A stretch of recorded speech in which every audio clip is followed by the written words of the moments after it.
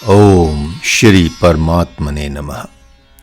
जिस छवि को देखकर माँ गंगा बह रही हैं, जिनके दर्शन से समस्त पाप दूर हो जाते हैं, जिस छवि को देखकर ही राजा नरग, व्याध, गणिका और महर्षि गौतम की पत्नी अहिल्या आदि पतितों का उद्धार हो गया, जिस रूप माधुरी को देखकर ब्रज वनिताएं अपने पति, पुत्र एवं घर बार के सुख को भूल गई, आज उसी छवि को युद्ध भूमि में देखकर देवता, असुर, मनुष्य आदि के नेत्र सहज ही तर गए, अर्थात नेतेंद्रियां सार्थक हो गई।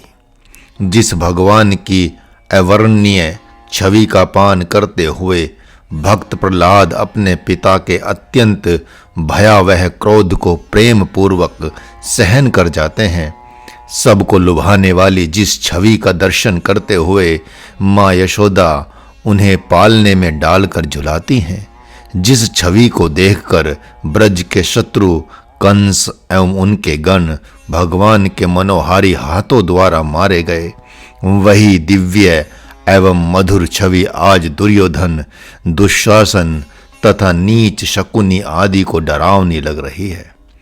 भगवान की जिस मधुर छवि को देखकर पूतना पापनी होते हुए भी मातृभाव के कारण माता की गति को प्राप्त कर गई, जिस छवि को देखते ही बंदी माता पिता देवकी और वसुदेव का सारा शोक संताप जाता रहा, तथा भगवती द्रौपदी के द्वारा भगवान की जिस छवि का हृदय से स्मरण करते ही उसका चीर बढ़ने लगा, आज उसी छवि को युद्ध भूमि में चलते हुए रथ पर देखकर समस्त देवता एवं सिद्ध महर्षि हर्षित हो रहे हैं। जिस रूप माधुरी का दर्शन करते ही विप्र सुदामा धनपति बन गए, जिस छवि को देखते ही समस्त देवतागण भाग खड़े हुए, किंतु वही छवि भक्त प्रहलाद के मन में बस गई, जिस दिव्य छवि को देखकर समस्त वेद भी कोई उपमा प्रकट नहीं कर सके, अतः अरूप की संज्ञा दे बैठे। भगवान की वही दिव्य छवि जो रथ पर सारथी के रूप में विद्यमान है, महाराज के मन को अति प्रिय लग रही है। भगवान की उस दिव्य शोभा का वर्णन करते नहीं बनता, भले ही भगवती सरस्वती एवं शेष नाग ही क्यों न कहें, फिर महाराज उसे कैसे कह सकता है। उसे तो सदा अपने हृदय में धारण करने वाले भगवान सदा शिव ही यथार्थ में जान सकते हैं। महात्मा अर्जुन का वचन सुनते ही प्रभु ने विहंसते हुए रथ को आगे बढ़ा दिया। वे बार बार पीछे सिर घुमा घुमा कर भक्त अर्जुन को देख लेते हैं, मानो उनसे बहुत कुछ कहना चाहते हों। प्रभु अपने आप से मन ही मन कह रहे हैं कि जिस प्रकार जगत का हित होगा, अब मैं वही उपाय करूंगा, भक्तों से कुछ भी छिपा कर नहीं रखूंगा।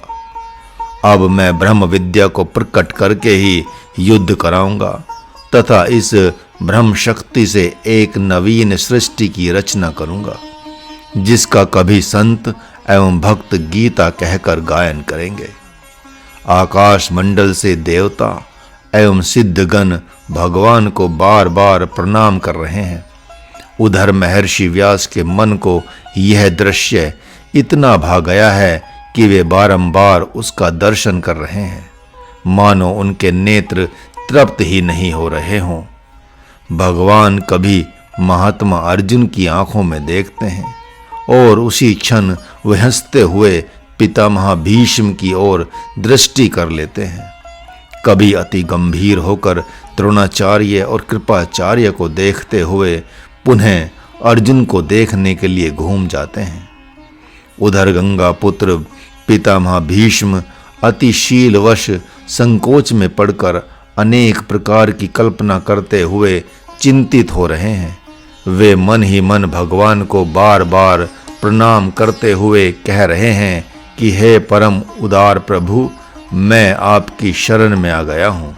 हे नाथ, मेरे समान घोर संकट में आज कोई नहीं है, क्योंकि इस समय यह युद्ध एकमात्र मेरे ही कारण होने जा रहा है।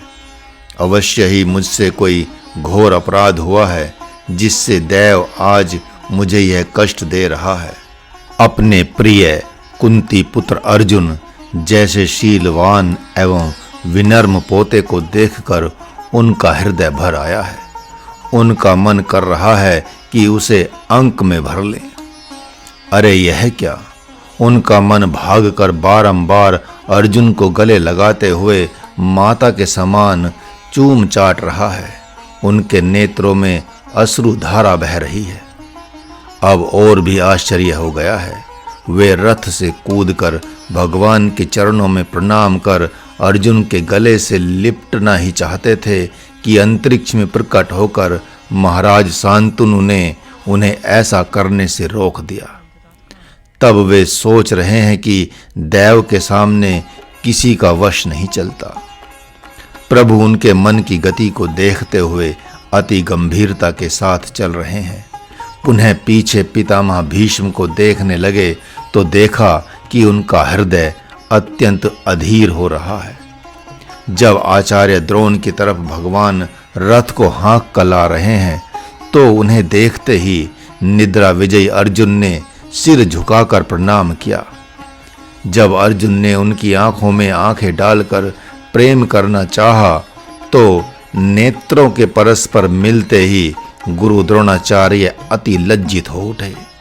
उनका मन कर रहा था कि इस समय कहां भाग जाऊं। कभी वे मन ही मन अपने परम प्रिय शिष्य अर्जुन के सिर पर हाथ फेर रहे हैं तो कभी उनको पुकार कर कुछ कह रहे हैं। वे कभी अपने परम प्रिय शिष्य को मन ही मन अति प्यार कर रहे हैं तो कभी मानो हे पार्थ हे धनंजय ऐसा कहकर पुकार रहे हैं।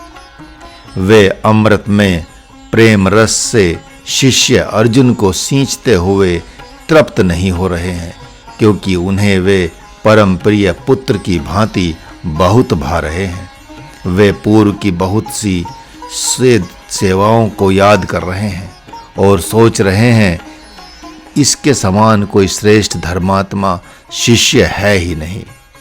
इतना ही नहीं, अपितु गुरु दक्षिणा के लिए इसने राजा द्रुपद को बंदी बनाकर मेरे चरणों में डाल दिया। अरे इसी के कारण मुझे राजपद की प्राप्ति हुई। यदि मैं इससे प्राण और समस्त संपत्ति भी मांग लूं तो यह अति हर्ष के साथ दे देगा। सच में मेरा यह शिष्य सदा से निर्दोष है। वह कौन सा कर्म सामने आ गया है कि आज मुझे इसी के साथ युद्ध करना पड़ रहा है। ऐसा करते हुए मुझ निर्लज्ज को कुछ भी लज्जा नहीं लग रही है, जबकि ऐसा करने में लाज को भी लाज आ जाएगी। इधर भगवान मधुसूदन गुरु एवं शिष्य के परम प्रेम को देखकर ऐसे प्रेम मग्न हो गए जैसे आचार्य द्रोण ही संदीपनी ऋषि हैं और अर्जुन ही भगवान हैं। वे दोनों गुरु शिष्यों का एक रूप मानकर सहज ही देख रहे हैं, जिससे उनके नेत्र अचल होकर दो मनोहारी तारों की भांति शोभा दे रहे हैं। इस दृश्य को देखकर महाराज के मन में सुख की बाढ़ आ गई है।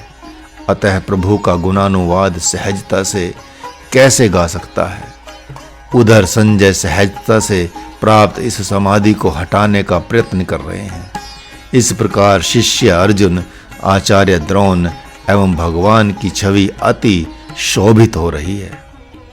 उस दृश्य को देखकर दुर्योधन एवं शकुनी अति झल्ला रहे हैं तथा दुशासन का मन अति भयभीत हो उठा है। तब तक भगवान की चेतना जगत में लौट आती है और प्रेम मग्न मन से रथ हाँकने लगते हैं। अन्य वीर इस मनोहर छवि को आश्चर्यचकित होकर देख रहे हैं, जिससे भगवान और अर्जुन किसी को अपने हितैषी तो किसी को मित्र के समान दिखाई पड़ रहे हैं। बहुत से वीर गांडीव को देखकर सोच रहे हैं कि हम सब तो बिना मारे ही मर जाएंगे। हे श्रोताओं, भक्तों एवं साधकों, भगवान श्री कृष्ण सूर्य देव की भांति दिव्य ज्योत्सना बिखेरते हुए रथ को धीरे धीरे हाँक रहे हैं। उधर महावीर अर्जुन महाकाल के समान दिखाई दे रहे हैं, जैसे वे महाप्रलय करने वाले हैं। हे आर्य, इस प्रकार वहां उन ताऊ, चाचा, पितामहों, पर पितामहों, गुरुजनों, मामाओं, मित्रों, ससुरों, पुत्रों, पौत्रों और सुहृदों तथा समस्त भाइयों को देखकर भक्त अर्जुन अत्यंत दयार्द चित्त के साथ आपा खोते हुए शोक युक्त विहल वचन बोले। हे कृष्ण, इस रणभूमि में अपने ही परिवार को देखकर मुझे रोमांच हो रहा है। मेरा शरीर अत्यंत कांपते हुए शिथिल हुआ जा रहा है तथा मुख भी सूख रहा है। त्वचा अत्यंत जल रही है एवं मन अति भ्रमित हो रहा है। हरि ओम।